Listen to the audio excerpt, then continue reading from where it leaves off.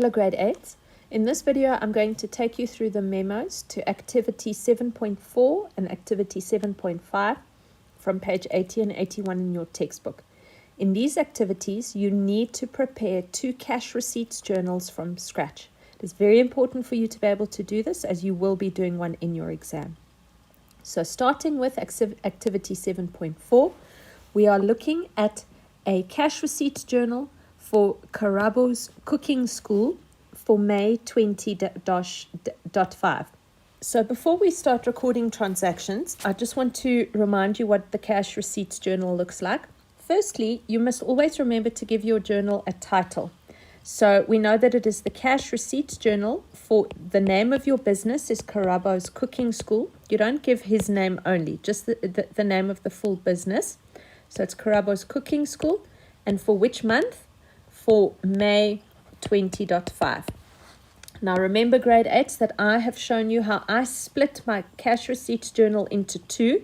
This is an unofficial thing I do. You don't do it anywhere else. It's just for me to help you to explain to you. On the left hand side of the cash receipts journal, that is where we record who paid us. Because remember, your cash receipts journal is telling us that we are receiving money, we are receiving payments.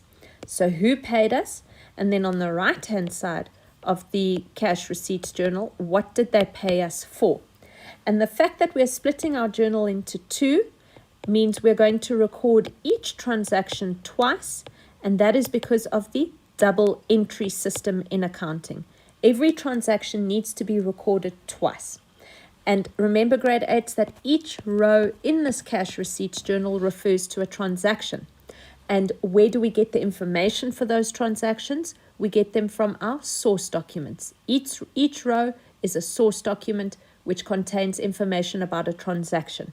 What is a transaction? That is where money has changed hands because something has been sold and bought. So let's just take a look at the headings of our cash receipts journal. On the left-hand side, we've got doc.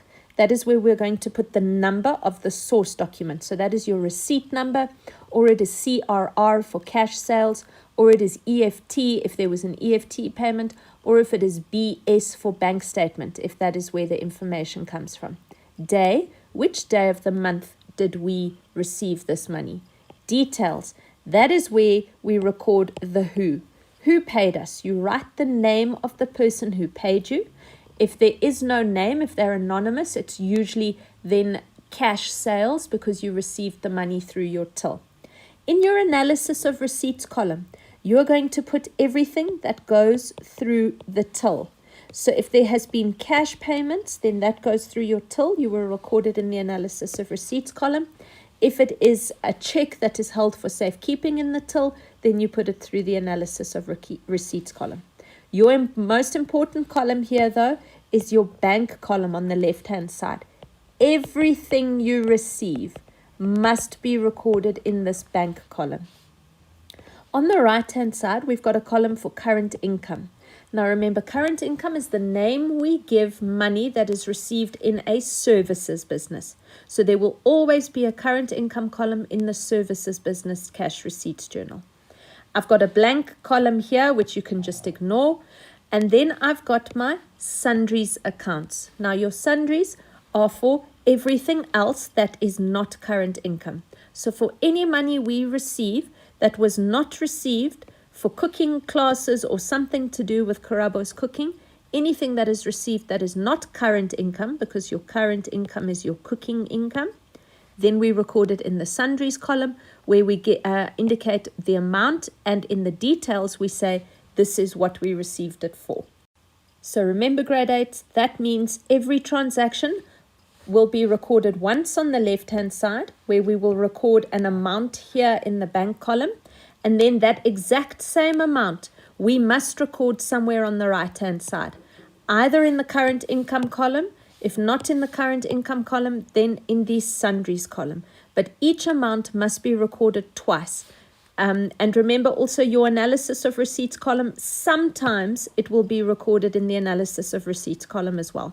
So sometimes you will see it being recorded twice on the left-hand side, but sometimes only once. But it must always be in the bank column. If you're only recording it once, and then it must be recorded somewhere on the right-hand side. So let's start with our first transaction. We are given the date here. It was on the 3rd of May. The owner increased his capital from 150,000 to 175,000.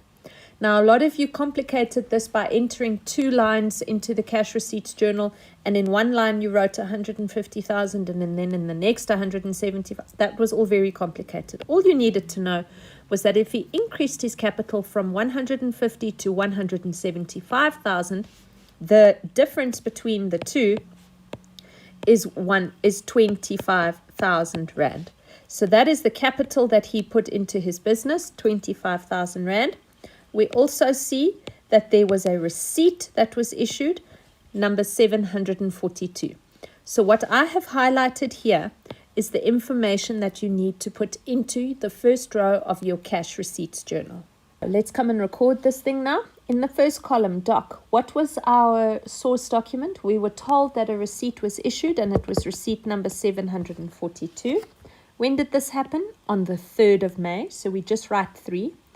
Who paid us? Who paid the business? Here you either write owner or you write Karabo, but he put money into his own business. How much did he put in? He put 25,000 rand. It always goes to the bank column. Do we record it in analysis of receipts? No, because we have not been told that this was put through the till in any way. So that is the left-hand side of the cash receipts journal. Right-hand side, what did Karabo pay the business for?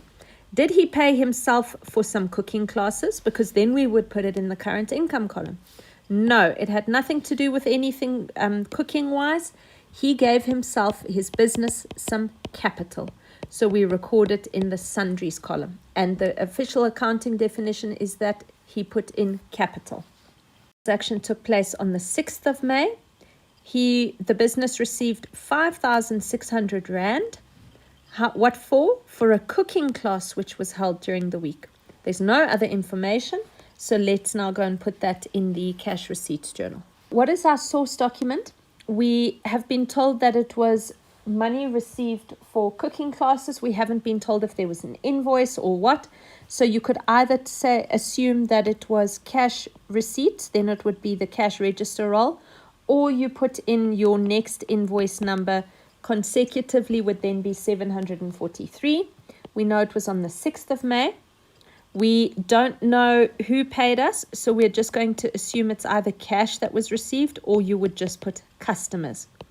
Now, the amount that we received was 5,600 rand. We haven't been told if this money went through the till or not. So you don't then fill in the analysis of receipts column. That is only for if your money goes through the till, which we are not sure that actually happened. So that's the left-hand side of the journal. Who paid us? What did they pay us for? They paid us for a cooking class. Now, this is a cooking school. It's Karabo's cooking school. So any income that is received for the selling of the service of cooking will be regarded as current income. So we must then record this in the current income column. And that is the right-hand side where we have now told our bookkeeper, this is what we received our money for. We received it as current income. The bookkeeper will then know, that had something to do with cooking. On the 12th of May, the bank statement showed that 450 rands worth of interest had been earned on the current account, and so a second transaction, and that a customer had deposited 1,000 rand into the account. So there's a lot of information that's been given to us here. 2 transactions, but they are different transactions.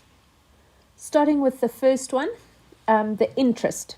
Let's first of all write down our source document. We know that for both transactions, the source document was the bank statement. So for both of these transactions, we can put bank statement. They both occurred on the 12th of May. So we only write 12th for the first transaction. For the second transaction, you leave it blank, because that then indicates that it happened on the same day as the row above. So this interest was received from the bank. Now, we don't know the name of the bank, so we're just going to write bank here. They paid us 450 rand. That must go into the bank column. Does it go into analysis of receipts? No, because this did not go through the till. It was deposited directly into our bank account. Now on the right-hand side, what did we receive the money for? Did we receive it for anything to do with cooking? Because then we would put it in current income. No, we received interest on our bank account. So that then goes into the sundries column where it's everything else that is recorded, and we record it as interest income. The second transaction was 1,000 Rand deposited by a customer. No other information there. So let's then call this either cash or customers. You can decide what you want to call it because we don't know the name of the customer. Once again, this was deposited directly into our bank account, so it's not going to go into the analysis of receipts column. So it's 1,000 Rand and it was from a customer. Now, a customer implies that we sold our service to someone. What are we? We're a cooking school. If we have a customer, they came for some kind of cooking something. So the money we earn from a customer will then always be recorded in the current income column. Now, I just want to show you grade 8. Because of the fact that you've got 2 transactions taking place on one day, what we should officially do is only put one total in the bank column for the day of the 12th.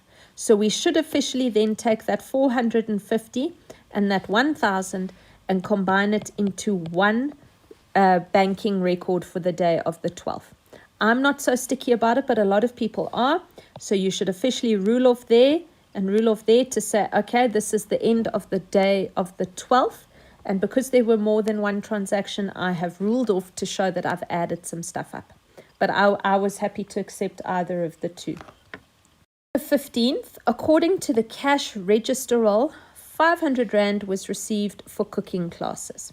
So this is a nice easy one. We were told that our source document was the cash register roll, that this took place on the 15th, and it was cooking classes, but because it was cash received, we're going to write here cash. You could have written cash or customers as well.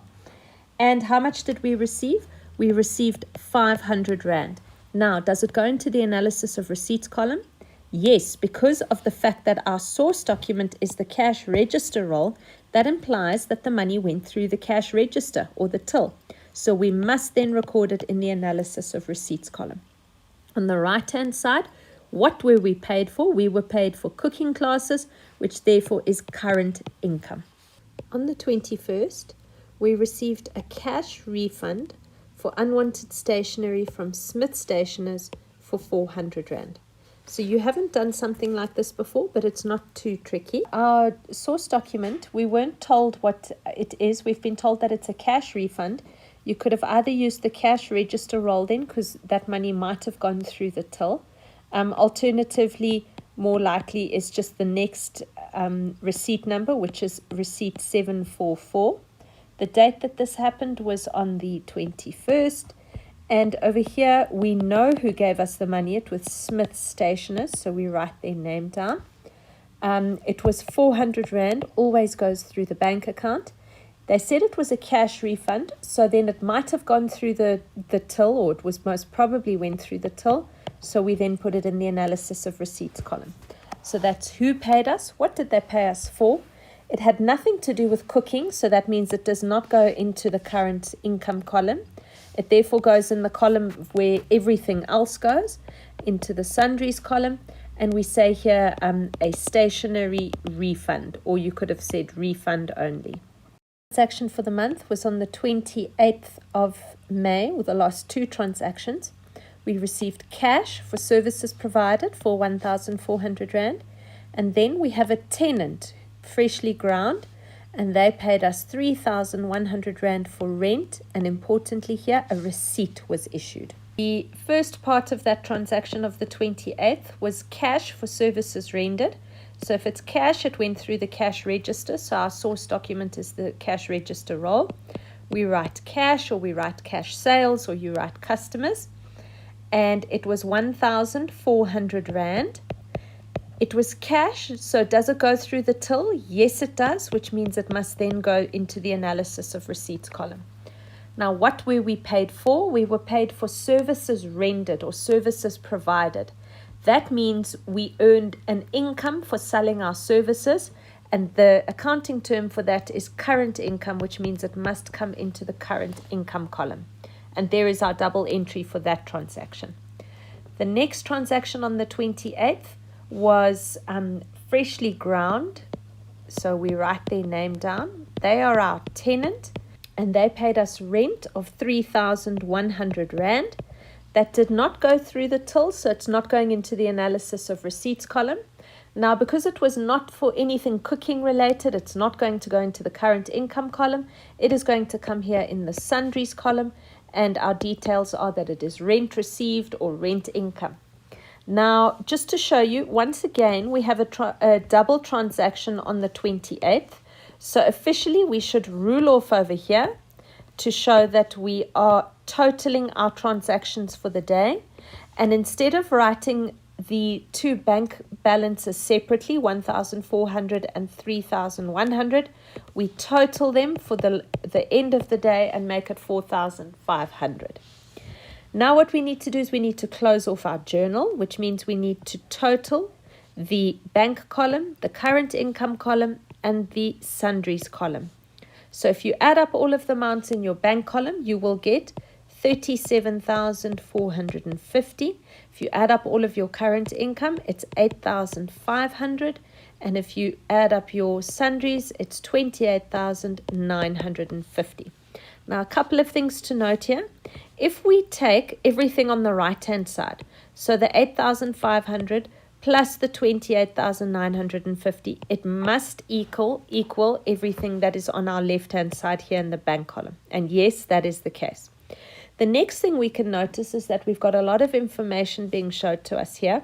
First of all, how much did our business make in the month of May? It made 37,450 Rand.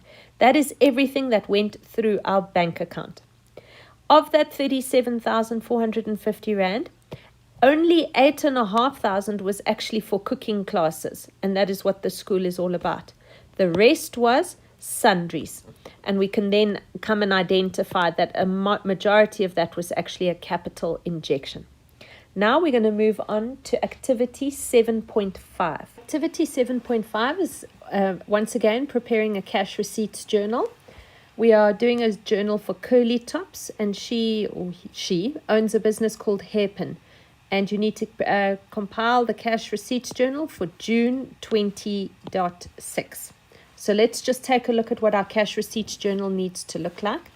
Once again, we have got a cash receipts journal for a service enterprise where our columns on the right-hand side consist of current income, because remember, current income refers to income that you receive for selling your services, and this is a service enterprise. The other column on the right-hand side is your sundries column, and that is where you're going to capture all receipts in the business that cannot be accounted for by selling our hair styling or hairdressing services. We need to give our cash receipts journal a name, so we're going to call it the cash receipts journal for Hairpin. Remember, you name it the cash receipts journal that belongs to the business, not the person who owns it. So it's not Curly Tops, it's Hairpin. And what month is it for? It's for June 20.6. Transaction takes place on the 6th of the month. Service fees received, 2,400 Rand as per cash register roll. Second transaction on the same date, rent received from A Ngobo for 3,250 Rand, and we issued a receipt number 231. So there's a whole lot of information here. Let's do that first transaction there, which was the service fees received. First of all, we know it took place on the 6th of the month. We were told it was as per the cash register roll, so that is our source document. We write down as our details cash or customers or cash sales, because this is what we do when we have an anonymous receipt. We just tell the bookkeeper that we received it from the cash register or from customers. We received an amount of 2,400 Rand, so that always goes into the bank column. Must it go into analysis of receipts? Remember, analysis of receipts is for all money that goes through your till. And in this case, we're told that it came through the cash register, so therefore, yes, it must go to analysis of receipts. What did we receive that money for? Remember, your right-hand side of your cash register, your cash receipts journal is what did we receive the money for, whereas the left-hand side is who paid us. So we are told it was service fees. Service fees means we have received money for giving a service. And the accounting terminology for service income or receipts for services rendered or cash for services sold is your current income. So we put that transaction in the current income column. The second transaction was also on the 6th of June. We issued receipt number 231, we've been told. We received money from A and Tobo, and we received an amount of 3,250 Rand. And that was for rent received. Now, that money did not go through our till. We are not told that. So we're going to leave the analysis of receipts column blank there. It was for rent received, not current income. So therefore, it must go to the sundries column. And we write down that the details are rent income or rent received. Now, note we've got two transactions taking place on the same day. So it is customary for you to then rule off at the end of that day and to only write one total in your bank column for all of the transactions of the same day. So you add up those amounts and you write down 5,650 for the 6th of June. 11th of June, we received 1,300 Rand from customers for services rendered. We have got our date as the 11th. We are told that we received money from customers for services rendered. So I'm going to assume that that is then your cash register roll, because if it's a bunch of customers, then we can pretty safely say it's cash or customers as our details. Our amount is 1,300 Rand. We are fairly certain that that came through the till, so therefore it must also go into the analysis of receipts column. And it is for services rendered, which I've just explained is therefore going to be allocated to the current income column. The 14th, our bank statement, therefore that's our source document, showed interest of 50 Rand. Our source document is the bank statement. Our date is the 14th of June. Our details, who paid us? The bank. We haven't been told which bank, so you just write bank in this case. And we've been told that we earned 50 Rand of interest. Now, that did not go through our till, so therefore our analysis of receipts column should be empty. I apologize, your memo is incorrect there. So 50 Rand in the bank column.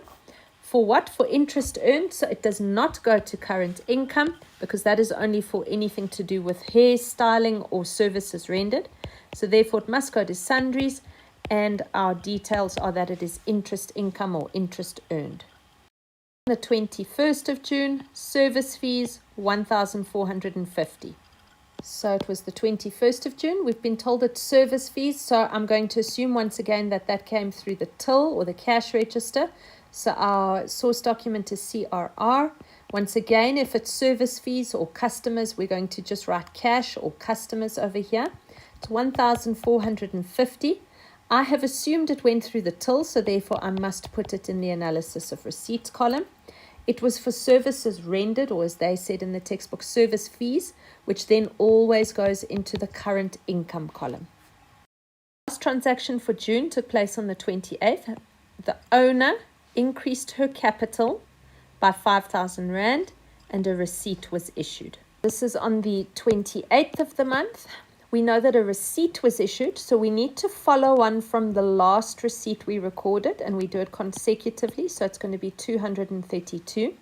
And under details, we know it was the owner. So you could write owner, or to be more specific, you were told at the beginning that the owner's name is Curly Tops. She increased her capital by 5,000 Rand, so that must always go into the bank column. Remember, every cent that comes into the business must always go through the bank column. The money did not go through the till, so we are not going to put anything into the analysis of receipts column. Your right-hand side, what did we earn that money for? We did not sell any services or hairstyling sessions, so it's not current income. Your owner deposited capital into the business, so that then comes to your sundries column, 5,000 Rand, and our reference or our details is that it's capital. Now what we need to do is we need to add up our columns. You don't add up the analysis of receipts column. You add up the bank column, the current income, and the sundries column. Your bank column, if you add up all of those totals, will give you 13,450.